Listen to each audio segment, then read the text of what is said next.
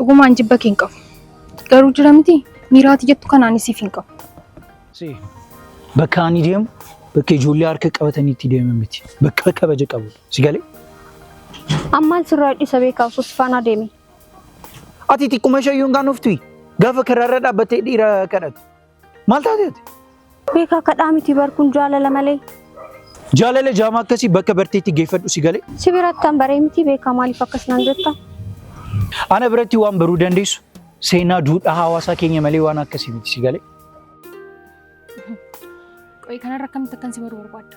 Ati na jaallatta na barbaadda. Ani immoo sin jaalladhu. Kanarra akkamitti akkan si beeku barbaadda? Na jaallattamoo nan jaallattu sin jechaa jira. Sin jaalladhu. Na jaalatta. Dirqama? Akkas taanaan maaf yeroo koo guddaare? As dhaabattee boqoo qocabsuuf yaaluuf deemtee boqosaa ol qabuu ni dandeessa. Siifan namni kun har'a baay'ee si jaallatan waan har'a gochaa jirtu kanatti guyyaa tokko gaabuu dandeessa. Har'a of tuulummaa kee fi abshaalummaa kee ta'uu danda'a wanti tararraa gochaa jirtu. Garuu guyyaa tokko dhugaadha si gaabbisiisa. Rooba waan ani sitti muumaaf hin dhageenye irra deddeebi'ee sitti himeen ture. Ani iddoo kanallee dhaabadhees waliin haasa'uu hin barbaadu. Si yoo hojii qabattee garuu hojii kee deemu. Ani garuu kana caaloo yeroo koo gubuu hin barbaadu.